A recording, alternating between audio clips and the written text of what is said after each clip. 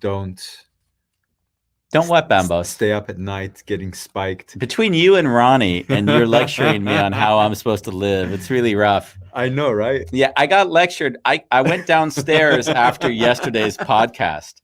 Oh, by the way, we should introduce this and then go into our preamble. Today we are on with Colin Turner, guys. Colin R. Turner. He's supposed to be a very important book writer. No, don't. Colin has written and he's done incredible projects. When I would say projects, he's done websites for social change. That's how I would articulate. If you look for him on Google, it'll call him an Irish activist. And we're going to talk to him about future economies and how we might transition to get there. And we're going to do that on A Wonderful Chaos. Yes, here we are.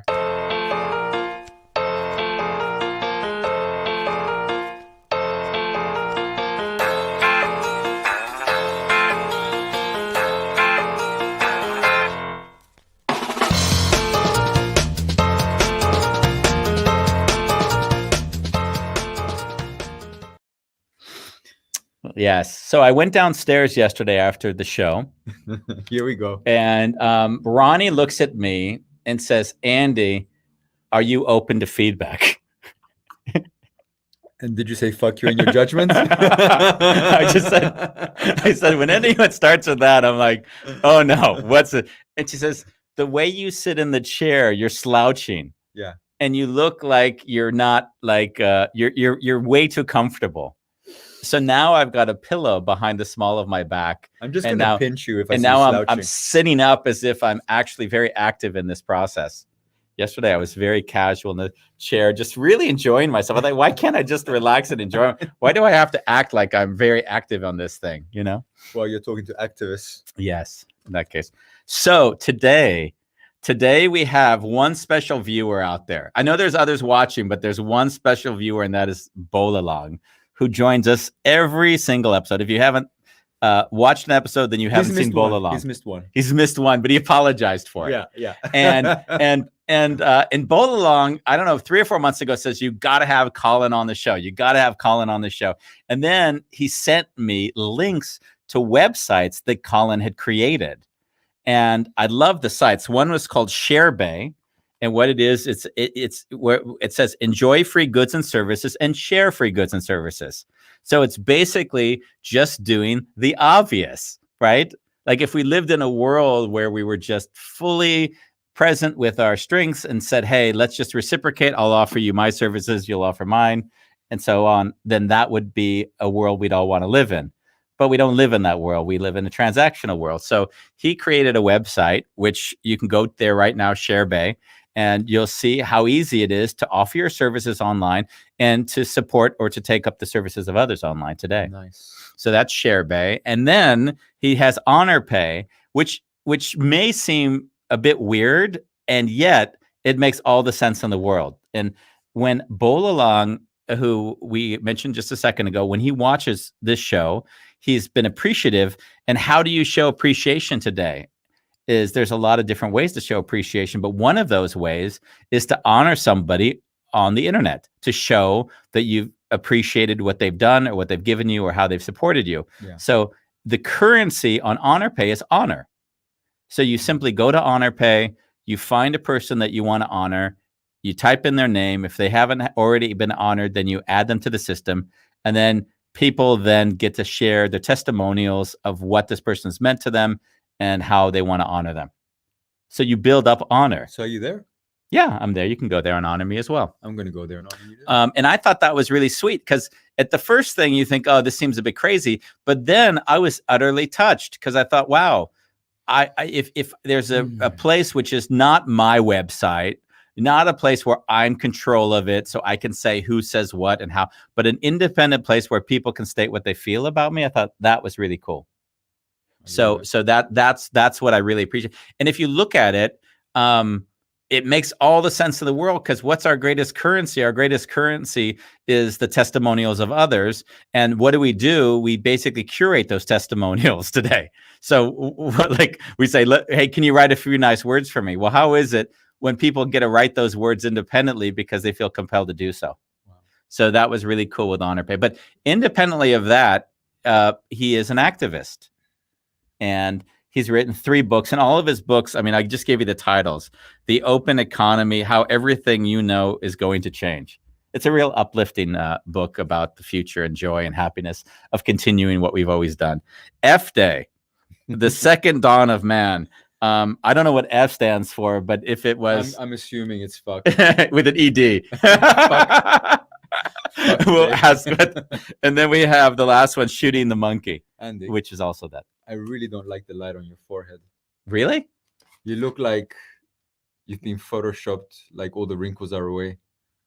Where's it coming from? I think it's coming from the top, the light above us. Let me see if I can. Oh, there. Yeah. If I no. I'm over. You know what we need to do? We need to we need someone makeup in here to just to dust me down a little bit. So, or maybe I'll wear a hat. Would that help you if I put a hat on? Put a hat on. And then you can bring Colin on while I'm dressing. So, without further ado, Mr. Colin Richard Turner. Vamos, hey, how are you doing, my friend? Better than most. This is my trucker hat. We got. I see you've been joined by Steven Spielberg. It does look like him, doesn't it? Oh my God! Are you going to make a movie of F Day, yeah, Mr. Spielberg? in fact, I watched E.T. last night, so that's a very suiting comment. We, E.T.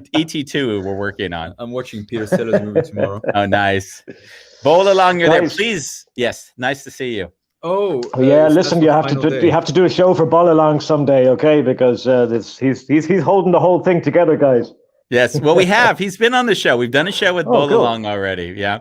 In fact, the first time I met him, it was my 50th birthday, and I put out an open call for anybody who wanted to join me on a show like this, just to say hello. And half of the people I know my whole life didn't show up, but Bowl Along pops on with his wife, and I see this guy, and I'm like, who the hell are you, and why are you in front of me right now? It was a beautiful birthday surprise. Yeah. Oh, very nice. You had a virtual 50th birthday. Yeah, it's very nice indeed. So, cool. Was anything I said bullshit about you in the intro? Or is there anything you'd want to correct before we continue? It's all completely wrong from the whole lot. Actually, I have to say, he's going to take the piss out of you. Of course, really an excellent summary, really, of a couple of things that I've been doing, a few things that I've been doing, and gosh, I'd like to get you onto my PR team someday. Yeah. That would be fantastic. Unfortunately, that's in my blood. Yes. Yeah, I've done a lot of things. Really, a lot of things we can talk about, cover a lot of ground. But happy to talk about the things that you've mentioned there, Sharebay and Honorpay, which are really, things that are really important for me. Sharebay most especially, briefly because obviously I've been, for many years now, I've been sort of exposed to the idea of a money-free, post-money world, post-money society, and I've been thinking along those lines and writing a lot things like that and making videos, blah blah. And one of the things that really struck me about the movement in general was that even though the ideas were nice, there was no possible way of enacting it or making it real, I suppose. So it's always this kind of like fantasy movie type of scene, this idea, but everyone wants to know, okay, that's great, yeah, that's a lovely idea, but how do we get there? How do we do that? Blah blah blah. And so I suppose I was kind of forced in some way to kind of come up with this idea of Sharebay. I'll say, well, look, if we're talking about a world where people are, happily giving goods and services freely with each other, then there's no reason why we can't do that now, even in a small way, like a miniature prototype, I suppose, the best way to describe it. So that's what I consider Sharebay to be, is a kind of very, very small prototype for a potential future economy where we are giving services and goods freely with each other. And Sharebay can potentially provide the proof of concept for that, I suppose. So that's really that's why I put a lot of importance on that particular project. I've done several different projects like the Free World Charter and Honorpay and open access economy and stuff like that. But Sharebay for me is the proof of concept. If we can make it work there, then we can say, right now we've got something to shout about. We've got something that works. It's not just an idea. It's not just a fantasy. Here it is in a small scale working. And that's my hope anyway, that we can really, that'll help us get there from that. That the idea that you translated something that you knew intuitively had to happen, and then you figured out ways to show it, to demonstrate it, is really what I find to be fantastic. Because how many people, me included, discuss that this economy cannot continue the way it's going. We just know resources are going to be at some point scarce to the point that there will be an implosion of some sort. But we always leave open the future of, and whoever knows what it's going to be, but it won't be what it is now. Exactly. Yeah, that's a big problem, I think, for activism in general. Is most people basically agree that what we're doing now is not sustainable. We can't keep doing what we have been doing for the last 50 years. And so everyone kind of says, let's stop doing that. But no one said, well, what the fuck are we going to do? I mean, don't tell me what we're not to do. What are we to do? And then some people say, well, look at the Venus Project and resource-based economy. Look at the Zeitgeist movement, at natural law, resource-based economy. And these are good ideas. These are fantastic ideas. But again, they're just ideas, So everyone says, okay, that looks nice, but how do we do that? Some years ago, I kind of came to the opinion that really that the idea of a resource-based economy, which maybe the Venus Project would promote, is something that is, I think it takes too much for granted, that people will behave in a certain way that will enable that to happen, or that people will have the right incentives. Intentions or incentives to actually make that work. But I think that's possibly a little bit too much to hope for, because at the end of the day, our economy is about how we behave as individuals and our expectations of our life, and we all want to have very nice houses. We maybe want to drive cars, we want to wear nice clothes and all that sort of stuff. And these are when you multiply that out by several billion people, it becomes like this massive, unsustainable monster of a thing. And to try and translate that into this kind of, I suppose, like communist utopia or something like that, it just doesn't seem to translate. So my thinking is that we have to start working on ourselves as individuals to start changing our expectations and to changing how we expect to give and receive things. Do we always want to work for money? Do we always have to pay for things? I mean, we have to sort of break down those ideas gradually, I suppose, little by little. Maybe Sharebay can help with a little bit of that. It's great to see a lot of people offering services on Sharebay, which is really good. I think that's fantastic, because sometimes it's not that practical to offer goods, because people might not be in the area, or they have heavy goods or whatever. But a lot of people are offering services like proofreading and computer support and stuff like that. So it's really cool. Yeah, it's amazing, because when I look at like the future, I have a dim outlook for the future. Like, I really feel like we can't come to a point of enlightened self-interest soon enough. Like that it'll be imposed on us because our surroundings will force a change in behavior, as opposed to change because we know it has to happen. Otherwise our future will be in disarray. So what I love, and again, it speaks again to giving a glimpse at what the future could look like if you got enlightened enough to see that everything else isn't going to work. Yeah, exactly. I don't know if you read the F-Day book. The F-Day book is kind of it's a novel, it's a fictional piece which describes how we get from here to there in a sort of in a step-by-step thing, which is obviously not exactly how it's going to happen, of course, but it gives a sort of a plausible path, which I think is interesting. And funnily enough, I'd love to hear a bit of that, by the way. Like what's the transition look like in that book, and how does it unfold? Sure. Okay. I don't want to give too much away, otherwise no one will buy my book. No, but well, I think most people know it anyway. Basically, what happens is there's an economic crisis happens in one country, in a small country. And it sort of precipitates, the president of that country is somebody who has become a fan of the idea of a money-free society, and he inadvertently drops a comment in a press interview, and in the middle of an economic crisis, and suddenly everything turns up on its head, and all the banks the people start running on their money, and all this kind of stuff. So the economy basically collapses, and people are left searching themselves to say, well, what are we going to do now? And the president said, well, look, we still have this idea, and we can try this, and it begins with let's go out and do the work that needs to be done for free, and let's make sure everyone gets looked after and all this sort of stuff. And of course, people are kind of reluctant and skeptical.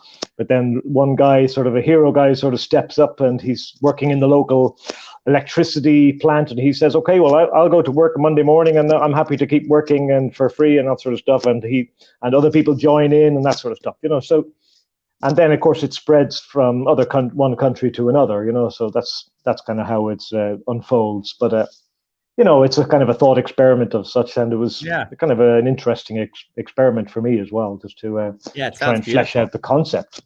Colin, how did you stumble into this subject? Where were you in life?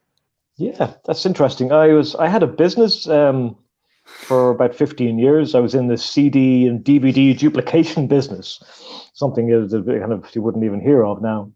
And I did very well on that. And but before the financial crash 2008, I had sort of I'd wanted to sell the business anyway, because I knew the writing was on the wall for CDs and DVDs. That wasn't going to happen forever. So as luck would have it, I sold the business just a few months before Lehman Brothers collapsed, and so I managed to actually escape with quite a few euros before the whole bottom fell out of the world economy. After which I wouldn't have sold it for 2 cents probably. So anyway, I was lucky in that regard, and I had the time to a year or 2 years off. Basically, I said stop working, because I had been working nonstop. So I said I had money to take time off and research into different things. And this after the crisis, in the world crisis or the economic crisis, there was a competition in Ireland because the economy was so bad that the president actually set up a competition saying, well, look, anyone got any ideas? More or less was his idea. Weddings, funerals, anything. yeah, buddy, spare a dime type of fucking contest, And so I entered a few things in that. It was all about sort of what's called the word, stimulating the economy. These are kind of the ideas I had at that time.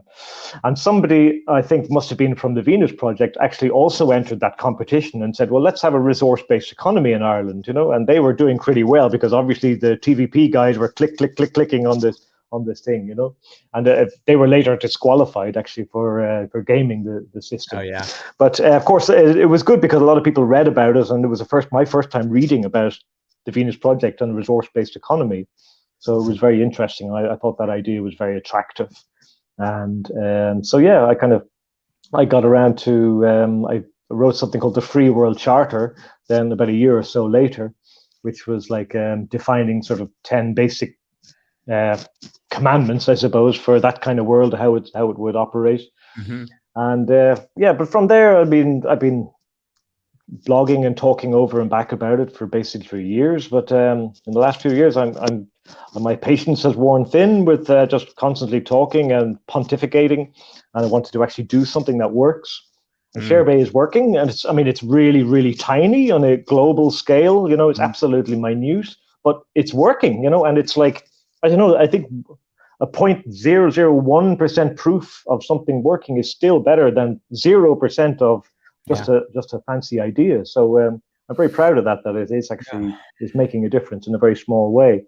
And if we can just get a bunch more people on there and a lot of more things happening, then who knows what could happen. So we need to share Sharebay. Yeah, exactly. Exactly. Anyway, so I'm curious, because you went from a capitalist to an activist, right? That in this story, like, what was the person? What was little Colin like before that turned him back into this activist? Because there has to be someone in your background that made this like an injustice or something isn't right here? Like, what was that? Well, spotted Sherlock. Yeah, exactly. Yeah, there is It's Steven Spielberg here. We careful, gotta have a backstory. Yeah, there is a backstory actually. Yeah, I mean, I'm first and foremost a musician. I'm a musician and songwriter, and that's what I've been doing probably since I was about 10 years old. Since I picked up a guitar, I was kind of took to it very naturally, and I've played and sung for a long time. And I think over years, when you're a musician and songwriter, you always kind of think, right, you're going to be famous, you're going to have songs out there, you're going to have songs in the charts. And you're I did all that. U2. I tried, yeah, exactly, yeah. I tried all that. I tried, and nothing fucking worked, basically. So I think, I don't know, for whatever reason, anyway, that sort of opportunity was kind of denied me. But it did leave me with a kind of a little bit of a bitter aftertaste, I suppose. So because not only that I wasn't, say, picked for that kind of career, but also that like during the 90s and the noughties or whatever, the whole music business, the bottom fell out of it anyway, with Napster and the internet and all that sort of stuff. So I think the music business nowadays it's just a sham, really. I think very, very few people are actually making real money on it. So I think that whole thing is over anyway. So I suppose from my own personal point of view, there was a little bit of sense of personal injustice. Here I was, I had invested a huge amount of time and energy as a young kid in music, and I got shag all for it, basically. So I suppose that kind of well, if my skills are not being recompensed in the world, there's obviously there's something wrong with the world, Yeah. But which is true, because there's so many people who are amazing talents out there, but when you can't make it pay, you generally tend to stop doing that thing. And how many people do we know who basically gave up on their dreams, and that's shocking. It's a terrible thing to do, because you have the pressure of the mortgage. I would turn it the other way. How many people that didn't? Yeah, exactly. That's true. Yeah. But I mean, so many people I knew. I mean, I ran a studio for some years as well, and a lot of these the people who are my clients were, people who were more or less trying to resurrect the dream of their former glory days, in their 50s and 60s. They were kind of trying to get one last gasp before they go in the ground, kind of thing. So I don't know. I think it's terrible. I think it's great to have dreams that we want to do. My dream was music, and I still like doing music. And but when you can't make it pay, it stings a little bit. It stings a bit. Yeah, but I mean, I think the beauty is that this is a sad part of life. Is the more you see how the system runs, you see that it's really rigged in so many industries that the chances that you have are already, which is why parents are the first ones to tell their kids, we don't want you. Like yesterday, we had an artist on, and his parents were like, and even now he's, say, successful in his endeavor, his parents continually ask him, listen, when are you going to get a real job? Because just artistry is not a real job, right? It's not one of these things. Well, if a guy, I don't know if it's a guy or a girl, but if they can make money doing art, it's fantastic. It's tough to do. In my business, the only way to make money is to be in a wedding band, But even that's gone now with COVID. I know loads of friends of my musician friends of mine are in wedding bands, and they're all driving around in brand new Audis and Mercedes and that sort of stuff. Probably not anymore, though. Yes. But I mean, there is definitely there's a complete disparity between the value that people bring to society and the money that they get paid for that. Yeah. So, I mean, it's almost exactly the reverse. That the less value you bring to society, like the stock traders and the people like that, or politicians, the more money you get. And the people like the cleaners or the burger flippers, the people who actually really are doing valuable stuff for society, they get the least. It's absolutely totally on its head. It's ridiculous. My wife works with stocks, right? She's in finance, and it's really nice because I also have my accountant on, Raul, who made a comment that we'll get to in a moment. And we took a taxi back the other day, and he said in one of his side remarks, like, these hedge funds add no value or offer nothing valuable or create nothing for society. Exactly. and I just Absolutely. And I'm just sitting there smiling like, oh, that's gonna hurt. Yeah. I know, but so we all got to do what we got to do. But I mean, and when you look at the bigger picture, the people who do the least get the most, and the people who do the most get the least. Stated. I think it's fucking tragic that people who go out cleaning houses, and they're going like 10 or 12 hours a day, working their fucking ass off, just to get a tiny little salary that's just to pay their debts and their credit card loans and all that sort of stuff. Yeah. I mean, it's ridiculous. This is real hard work stuff. You know. And if you look at, like, for instance, we're in the Netherlands, which is pretty socialized. There's very little homelessness.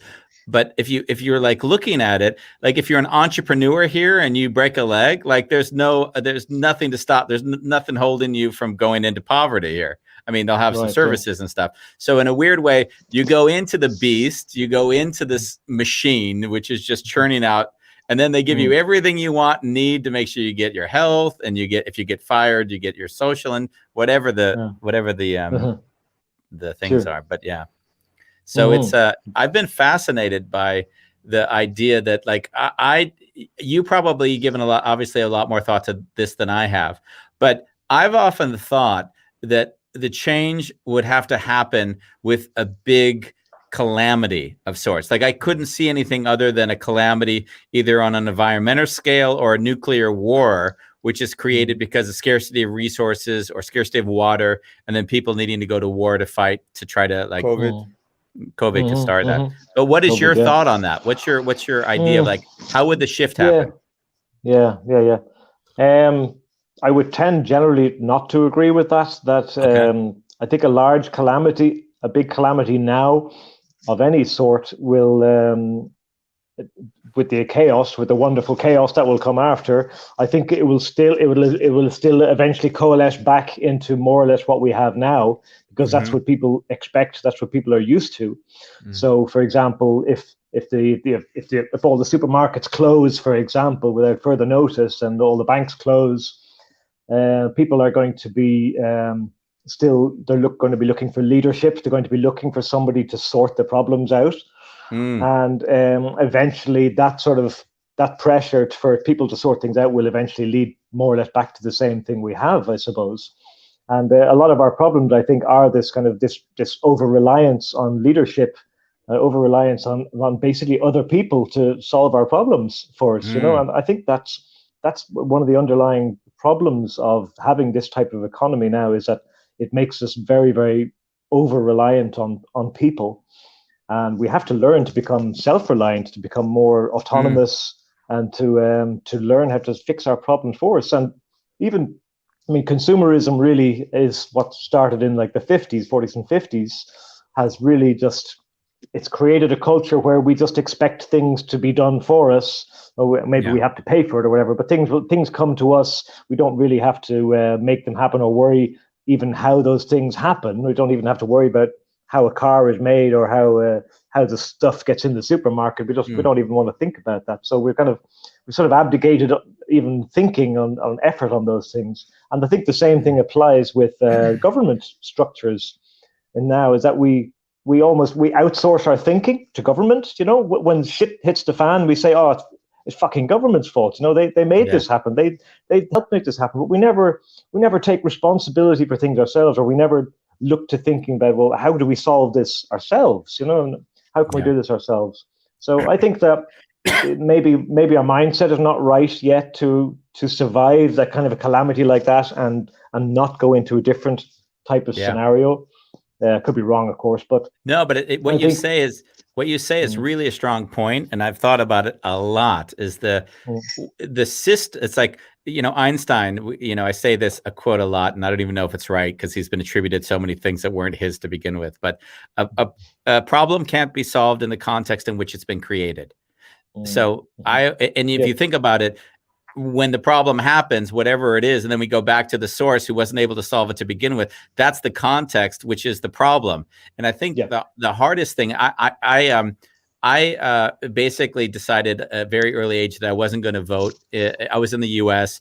and I said, I'm not going to participate in a system which I have now been. You've got two choices, and we call that freedom. I said, from a very young age, I never felt this to be freedom. And I said, by voting, I've basically agreed to the system. What if I don't agree to the system? Like, what happens to me then?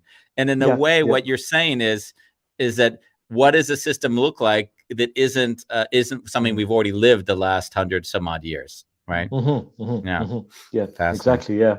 We just don't have the cultural tools, I think, for being more autonomous, being more self-reliant than we are. I mean, I would favor, I mean, to answer your original question, how would we move into that kind of world? Would it require a calamity? I would think it would be more a gradual change.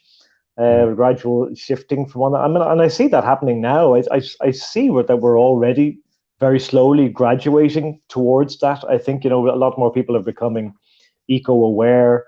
Greta Thunberg has had a great impact. Actually, I think I really have a lot of respect for her. She's kind of bringing the conversation to the dinner table, so to speak.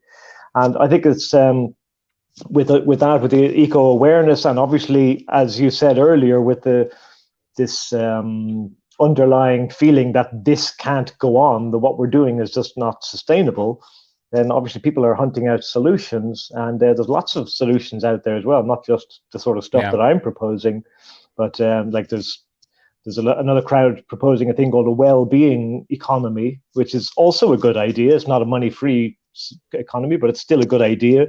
Or there's like donut economics, which is proposed by a lady in Cambridge University, which is also another good idea. But it's also kind of moving in that direction as to towards something that's more helpful and more sustainable to everyone. But I think that ultimately we have to, at some stage, at some point in our species timeline, we're going to have to say, okay, enough is enough for money, because this is actually just causing more problems than it solves. At the end of the day, we just want people to have all the basics of living. There's that should be like an obvious thing to have in the 21st century. It's ridiculous that you have to pay to fucking live on this in the 21st century. It's absolutely absurd, and I think most people don't even realize how absurd that is. It's so fucking easy to make stuff now. And and then yet we say, okay, no, you have to buy your fucking block of cheese, or you have to buy your whatever it is that you want to eat just to survive. Yeah. So I mean, we could do all this stuff for free just by reorganizing things. But I don't think we're ready for that quite yet. But I think we are getting there, and I think we're on that road. Sharebay, by the way, is one of many types of sites. Actually, it's not just Sharebay. There are many other ones, like Olio, for example, is an app where people share food. We have Gratix, which is another big one in Spain. These are all apps. Free Cycle, of course, which you'll know in the States. And there's a whole plethora of them. I have a list somewhere of about 100 of them. So it kind of shows that there is that sort of intention out there for people to actually find alternative ways of getting stuff and getting stuff done. So that's really promising. That's really promising. If we just keep going with that, Colin, one of the things about Sharebay, actually, that one of the things that makes it slightly different from the others is that we count every transaction that happens. Even though there's no money changes hands. Yeah. So if you give something to me or I give something to you, that counts as one transaction. So the purpose of that is that if we create an account of what's actually going on there, what's happening there, it builds confidence in the system, and then you can show to people, well, look, we got a million transactions here, or we got a billion transactions, or whatever, and it kind of shows, well, look, this is how we're proving the concept, because we have this. So that's why it's kind of enumerated. But I'm not aware if the other apps do that, but maybe they do. You guys in the Netherlands, are you? Yeah, we're in Amsterdam. Right. Why did I think you were in the States? You're a Yank, well, because right? Maybe at some point I say I've been there the last 2 months, so that's why. But normally, American accent Amsterdam is home. We're in a Sometimes social. It's difficult to tell the difference between an American accent and a Dutch accent. Dutch accent, actually, yeah. Well, you are American, right, Andy? Yeah. Yeah, born and bred. Yeah. Whereabouts? Los Angeles area. which is just where I came back from. What the fuck are you doing in Netherlands then? You know what? I came back to some weather that I really was asking myself, 3 days of rain. This is a hard transition. Yeah. Where are you from, Bambus? Disneyland. Good. No, I'm from Cyprus. Oh, very nice. Oh, the Greek end or the Turkish end? I'm from the Greek. Oh, wow. What was there a problem with if you were from the Turkish end? Would there have been I'm from the Turkish side. Like I always say, if we all go to toilet, it's the same shit. Colin, as I'm listening to you speak, like I see that my brain is getting this vibration of, if people that are at the top of the food chain are happy with things are going, why the fuck would there be even a shift for change? Because because in the end, it's the, like you talked about, the cleaners, the burger flippers, like to what degree do we actually have a say in a huge this? amount, a huge amount, much more than we believe. I mean, I think a lot of people sort of suffer the delusion that the government and the establishment is everything, and we are just like sucking off the tit of that somehow. But I think it's completely the other way around. I think that we are actually in control. We're just not organized. We're just not aware of the power that we have, because everything that the government administers or sees to is related to how we're consuming the things that we are consuming. So if we stop consuming tomorrow, for example, the government goes out of business immediately, so because they've got nothing to do. So I think that we have to assume that power of our own. And I think for too long we've had suffered this illusion that we actually are powerless, but we're not powerless at all. Once we just organize in our communities and organize online in whatever ways we can. And I think the only way to organize in any real way that actually hurts the establishment is through finding alternative economic means to do things. Because at the end of the day, every society, every civilization is based on its economy. I mean, it's like I always say, like people set up a village when there's water when there's land to work the land or something like that. I mean, people gather together for economic purposes. It's the same reason why people go to cities. People live in cities for economic reasons. Most people don't really want to live in cities, but it's basically, we're motivated by economy first, and then society is something that kind of happens after. So if we want to change society, well, we have to start by changing the economy. We have to start by changing the way we think about how we get the things that we need and how we do things for other people, And of course, I mean, slowly, it's not going to happen overnight, of course. But if people can start finding alternative means of providing free goods and services little by little, over time, the people will build confidence in that idea, and it'll become more like couch surfing, for example. Couch surfing is a great example of, at one time, all you could ever do was go and stay in a hotel somewhere. You had to pay money for that, but couch surfing stopped all that. Going to say, well, look, you can stay in someone's house for free, and you can meet some cool people. You can have a nice time, and so that was a way of disrupting the model. That we need to disrupt the day-to-day economic model in any way we can. Yeah, and it's funny how I was going to say, it's funny how when one disrupts the model, government finds ways of regulating and again enforcing what they need back again. So I mean, it's a cat and mouse game. It's like cops and robbers, And people say that cops are chasing the robbers, but I don't know, the robbers are the ones who invent the crimes, and then the police have to go and clean up the crimes or whatever. It's like I mean, we're the ones who instigate the methodology of society, and they're the ones who are kind of trying to regulate it. And of course, they come along and take the credit for it afterwards. So we saved the economy, X, Y, Z, and all that sort of stuff. So I mean, in some ways, politicians really don't do anything except just come up with a photo opportunity and take credit for whatever thing happened anyway, because it was going to happen already. We fucking made it happen. Yes. Yeah. Stupid, like a politician goes, I mean, people build a bridge and a politician comes and opens the bridge and it takes a photo. You say, look, I opened the bridge. He fucking didn't do anything with the bridge. It's nothing to do with him at all, It's just fucking mass delusion, really. Yeah. You know what I find interesting, going back a little bit to Bambos's comment, is I was in the US for the last 2 months, and anything that has any tint of a social support, of anything, all of a sudden gets categorized as communist or socialist. Like it's so it's just so fascinating for me how quickly the label is used to categorically discount anything that might support people that are underserved. Like it's just it's fascinating for me. It's absolutely, Chris. And it's really, really bad in the States, and much more so than anywhere else, really. I mean, you guys have been so fucking brainwashed since Cold War, since after the war, basically, and the Cuba crisis and all that sort of stuff. Is that communism is evil, and all that sort of stuff, and it's terrible, really, because it just stops anyone coming up with any sort of constructive idea that might look like communism, and then it's just going to be laughed out of court, Yeah, and the whole idea is once you throw out the word, then there's no discourse around what might make sense. It just becomes a slavish use of identity. And that's basically where the U.S. is.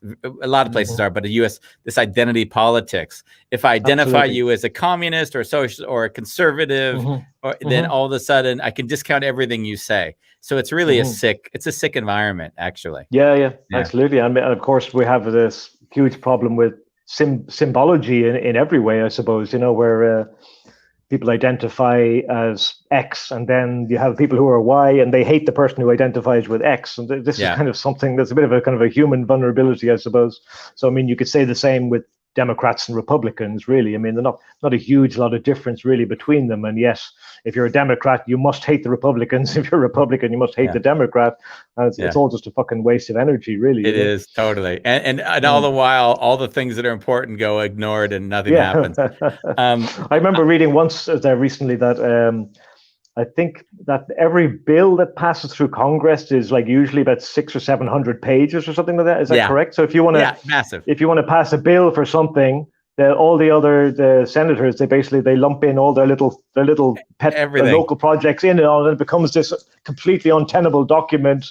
With gibberish, basically. And then they use it as a tactic, because then they say, you're rejecting giving financial support to people that were at 9/11. You're the worst, not saying we're rejecting the 80% of the spending, which has nothing to do with them. So it becomes very, very ugly. It really is. It's nasty. I had some other just general economy questions, but I wanted to see if Bambos had anything else before I got in. Go for it. Basic human income. What are your thoughts on it? I think as a means to getting to a post-money world, I don't think it's a viable option. I think it can help people all right now in this current system, and it is helping people with in some countries with the COVID. But in general, if we want to move to a post-money economy, then I don't think giving people free money is a way to do that, really. No. I mean, I've written quite a few articles about that, actually, on the universal basic income, which is what you're talking about. Yeah. And I just don't see any transition, because in a way it will make us more reliant on money. Like I was talking earlier about sucking off the tit of government. It doesn't kind of thing. It's going to make us even much more clingier than that. It doesn't change consumerism in that sense. No, it certainly doesn't change consumerism. And of course, you're not solving the problem of becoming self-reliant, and you're not solving the problem of seeing is there anything else past money, and you're in some ways you're making it worse. I suppose you're just saying, well, money is the only thing, and now that money is easy to get or it's free to get, then it's still. You're never going to look past that. And of course, of course you have inflation as well. I mean, anyone who thinks that there isn't going to be massive inflation with free basic income is I don't know what they're thinking. What they're smoking. They're smoking because they're spending their money on the free basic income on weed. Raul, who is my accountant, he also has a point which I want to discuss. I don't know if this is the exact point, but I'll use it for that. Okay. Is it time that robots start to pay taxes? Missed change since first industrial revolution. We had to compete with machines back then, plus income tax for all. So basically, that's when we instituted income tax. People don't realize that it wasn't that we always paid income tax. There was a day when all of a sudden the government said, let's just see if we can sneak this one in, and then it just added and added and added and added. But the whole point then is that basically while we're being taxed, we're competing against machines, and that's been a progressive state. So what are your ideas there? Yeah, I mean, I suppose the main source of government income would have been VAT. Do you have like value-added tax probably there? I don't actually have a problem with tax per se. I mean, I think it's in this system, the way we are living now, I think it's you have to have money to administer government. I'm saying in this system. Obviously, if we have a post-money system, it's a different thing. But a lot of people are object to tax, and I suppose if you're going, but I guess it's not very nice. I guess there was the other topic which was added to this, was that we tax companies that use the robots and say you pay a tax because in lieu of that someone isn't getting a job. That's I guess the question. Yeah, I don't know. It's not really something I've ever thought about, I suppose. Yeah, I mean, you could imagine that maybe it would be fairer, I suppose, if a company is using less human employment, but they're creating more profit as a result, that maybe they should be taxed more. I suppose just tax more and if you tax more on profits, capital tax, capital gains tax, or whatever, it amounts to the same thing. If somebody is automating their factory or whatever, and they're going to be making more money because they're not paying staff and healthcare and that sort of stuff. Yeah. So maybe, potentially they can be taxed through their profits. I don't know what the corporate profit system is like in the States. Don't know anything about it. I know it's very low in Ireland, for example. But I've seen a lot of business people speaking to this subject, because I mean, I think the thing that people don't understand, especially wealthy people, which is kind of funny, is there's a paradox that they don't quite get, is your money is only valuable in a society which is sustainable. Because you could make a lot of money, then, Bolalong has often joked about this, that if you make a lot of money in a country that has a large disparity of wealth, then you have to build bigger and bigger fences to protect yourself from those that can't afford that same lifestyle. Exactly. I mean, there's all this prosperity that we've brought in since like the 50s. So the consumerist prosperity has all been siphoned off into the smaller and smaller group of people. And of course, it has created a higher level of general prosperity. I don't think there's anyone would be any doubt of that. But it's still far too easy for people to fall between the cracks nowadays, even this stage. And I don't know, in the States it's particularly bad, all right, with all this mess over the stimulus checks and the lack of money that basically the states have been paying for the COVID, for example. So it's shocking to think that in this day and age that can happen in a country like America. That people can go through the cracks so easily. When I was in LA, because I was in LA, and every day I would take a little bit of a day trip just to drive 30 to 40 minutes just to check out something new, and I encountered so much homelessness. So basically, you could look under any bridge. So as you're driving under any bridge, you'll have encampments of, say, 20 or 30 people on either side, which is just this little village for the homeless. Crazy. And that's all over the place. It's not one area. So it's mind-blowing that level of homelessness can exist, and the system has no way to deal with it. Absolutely no. And I think like when we looked at pictures during the Great Depression, and you saw those lines of people waiting for soup and so on, and those like now it's a bit interesting. Like media, you don't see half covered the amount of poverty that's existing today against what existed then, which was so much more. There was so much. It was as if everyone was doing their best to try to help those people. Now it's so common, they don't even give it a second thought. It's amazing. Yeah, it really is crazy. I mean, this is one of the things I nearly always open up with when I'm starting a speech or something like that, is like that we are in the 21st century, and why the hell are the basic necessities of life not free? I mean, it's crazy to think that. I mean, we can solve all these problems very, very easily, but we just don't want to, and that's it. That's basically it. That's it. And until we want to, that's not very much is going to change. And that's why I think that it's really important that people get on things like Sharebay and start making new types of economy possible. Because that's the only way ultimately going to solve these problems, because of course we can't all be billionaires and millionaires. I mean, that's not going to work either, and that would be a terrible idea, because I wrote an article once called the Tragedy of 10 Billion Ferraris, which is kind of an interesting article, and it's kind of it basically charts the idea of okay, well, if we say a communist society can't work, okay, what's the absolute logical extreme opposite, and say, okay, everyone has Ferraris, everyone has a mansion and all this sort of stuff. You get a car, and you get a car, and you get a car. Has to be red, though. Yeah, exactly. Just to have the full stereotype. I think it's the opposite, and we all kind of we have this sort of unconscious idea that we're all going to be rich, that we're all going to have this amazingly successful lifestyle. At least that's what's promoted to us all day. That you have to be this type of person. This was it. And or you're not successful, right? Yeah. We've often joked. We've joked on this show because, like, we'll be on the show and we laughed. We said if we want to increase our viewership, we focus on the 5 keys to success. And then, like, we're going to only invite on the guests that are going to help you figure out how to make your life prosper and full of everything you want. And like, today we have Chris Turner. Yeah, exactly. And then it's just, and all this is like, yeah, that's what I want. That's what I want. That's the feeling,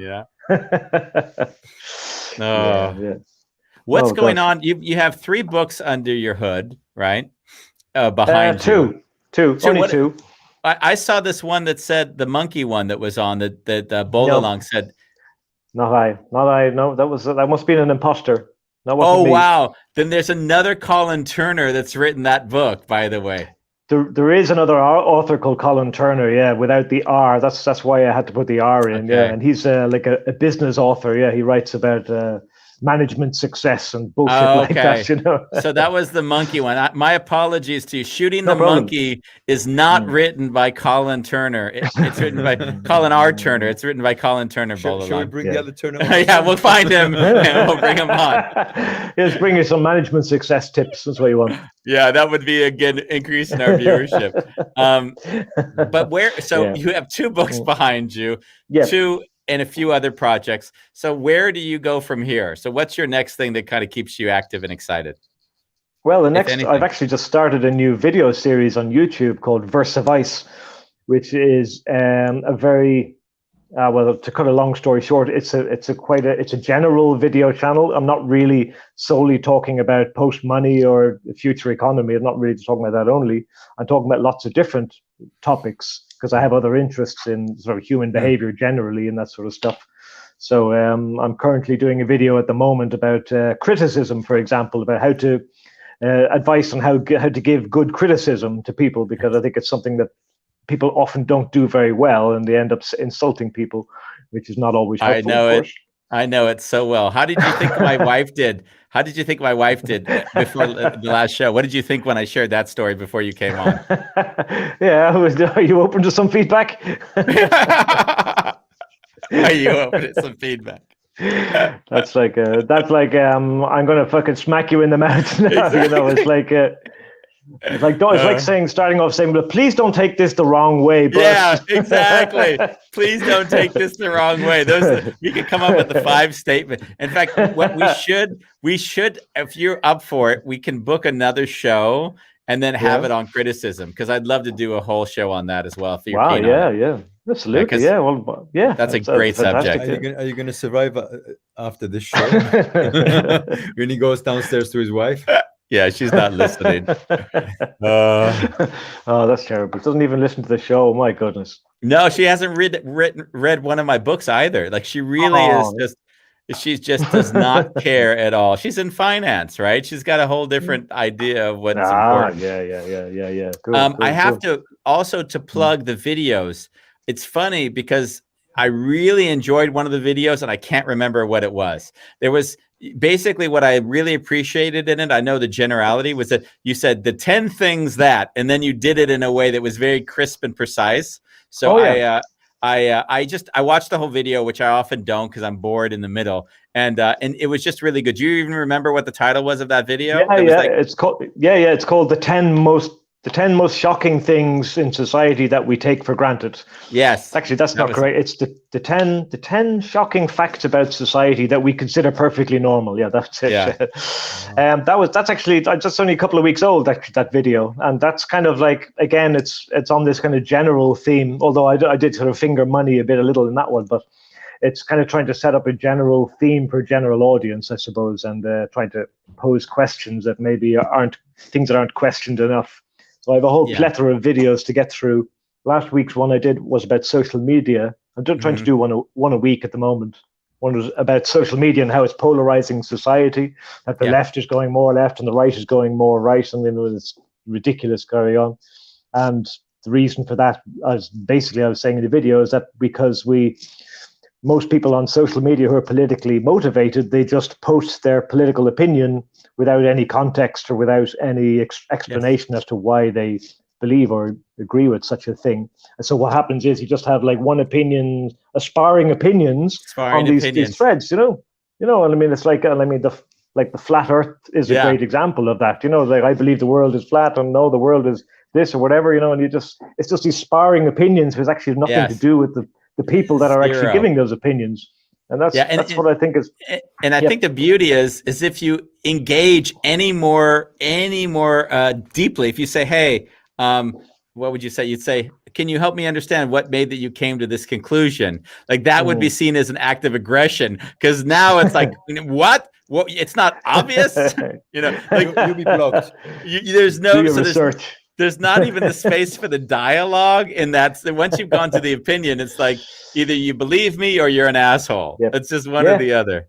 It's like that. Yeah. I mean, it's become hyper aggressive, really. I mean, and Twitter is especially bad because, of course, you only have a certain amount of characters, you know. So you want to load that. You load your fucking tweet. I mean, I've done it myself with the maximum characters of whatever loaded opinion that I want to foist onto the world, you know, and it's. And it becomes like I think I described in the video that we kind of become avatars of our belief rather than actual people. You know, we lose our humanity and just become these warring opinions. Yeah. And eventually someday the fucking nukes are going to go off because of all this. Because we're so stupid, we brainwashed ourselves. These bureaucracies. You know, this morning I had a beautiful interaction with PayPal.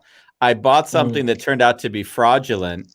I stopped payment on it, and then I went back to PayPal and said, listen, I stopped payment on this. And then PayPal took the money back, and they said, you didn't follow our policy. We're supposed to take the money back, not your bank, right? So I laughed, and I kind of wrote back the email. I said, so help me understand this. 1, I sent you a video of what was advertised. 2, I sent you a video of what was sent. 3, it's obvious that fraud was committed. 4, so now you're telling me that because I wanted to stop the fraud from occurring, you're punishing me? And then 5, can you do me a favor? Now that you know that this is fraud, can you send it to your legal department? And then, oh my goodness, and then tell me that you recognize it as fraud and that you're not going to refund me so that I can escalate this? Because clearly it's almost like the service center is so stupid because they said, oh, we no longer follow logic anymore and reason. We have a protocol. And if that protocol isn't filled out, then it falls into the bucket of, oh, we just reject it. Absolutely, yeah. And of course, like so many of those websites now, like Facebook, they try and automate as much of the moderation and the sort of administration of the site as possible. So you can't get to talk to a human being at all, you know. And and of course, in most cases, if you could speak to a human, you'd solve it in a couple of seconds, you know. In a couple of seconds. And I went to Facebook, the same thing you said. I went to Facebook because that's where I saw the advertisement. And then they didn't have any way to contact them.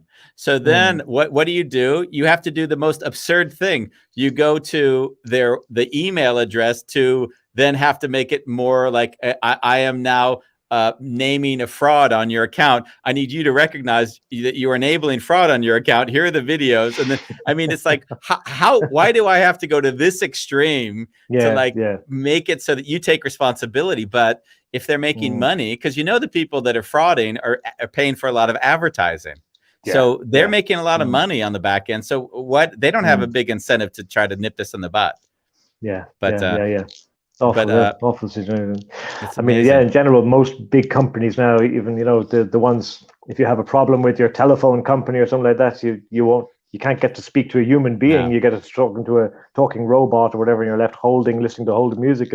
It's awful that really that's come to that. You're paying for a service, but you're not really getting any service at all. No. They don't want to talk to you at all costs, you know? Yeah, exactly. Everyone that they terrible. have to talk to us is a charge. We're coming to the end of our hour, and Bolalang, who brought us together, has also said we should have the use of what we want and not ownership of it. Sure. Yeah. Usership. Yeah. It's a great idea. Yeah. It's a great idea. I don't know who came up with that term, but the idea of usership. And I suppose Sharebay is kind of like a library of sorts, you know, that it's not just for giving stuff, but also for lending and borrowing as well. So that's good. And it's nice to see some people lending and borrowing tools and equipment there on that. Is nice. So with that, we thank Bolalang for bringing us together. Yes. Thank you, Bolalang. Bolalang, he's certainly a Colin file. He's mentioned you on several occasions to us on several different episodes. So he's a champion for your activity. You should be paying him a royalty like I should, because he's been supportive as he has been to you. So. I think I owe him at least one honor, I think. Yeah. In fact, that's true. I owe him an honor as well. I didn't think about that. Okay, I think I'll go and do that right now. Sorry about that, Bolalang. I haven't honored you yet. That'll come. Yes. Thank you, Colin. And then we have our next episode. I'll call you and we'll set up a date for that. I'd love to talk to you guys again. Yeah, really enjoyed it. It's great fun, and I love the lightheartedness of your approach. It's really, really nice, and it's great, very enjoyable conversation. So thanks very much. Yeah, great talking to you. Yeah, all the best. Bye. Bye. Ciao. Ciao. That was fun. It's nice to take a subject that can be totally heavy and just a little bring it back down to earth again. I learned a lot. Yeah. Yeah, I really enjoyed that. I can understand why Bolalang is so appreciative of his work. Yeah. Can you post the article in the comments? The one with the 10. Yeah, I'll post the video afterwards in the comments so that people can watch that if they'd like. Yeah. And does he have a website with all his links? I believe I saw something, but I can't be sure. But we'll put that in the chat as well. Nice. But if you haven't, just to recap, Sharebay is where you'd go to see where you can offer and receive services for free online as an exchange. Yeah. Not as an exchange, as you give just for the act of giving. And it's just through that process that other people give in return. And Honorpay, which was the site where you can honor people that have done or acted in ways that you want to show appreciation towards. Beautiful. So that's that. Yeah, it was really nice. Tomorrow, Andy. Tomorrow creeps in this petty pace from day to day. We have Mariana. Oh, tomorrow's Friday. Mariana. The redhead. The redhead. She's going to share with us. What's she going to share with us, Bambos? What a life singing in all these different venues, like karaoke bars. And looks like. Yeah. Can you imagine? She spent years of her life traveling around the world, working in karaoke bars. And I think at first, I don't know, she never really revealed that. But as soon as she told it to me, she said she had some stories. And I said, don't tell me. We're going to discuss it on the show, because I really want to get into what that life looks like. So it's the second time we have her on. It's the second time we had, and she was on. She's hosted the show as well. Remember, she's been here hosting every so often when you've had a real work in the world, real work, which is in this nice. Economy. We see you then tomorrow on a wonderful chaos.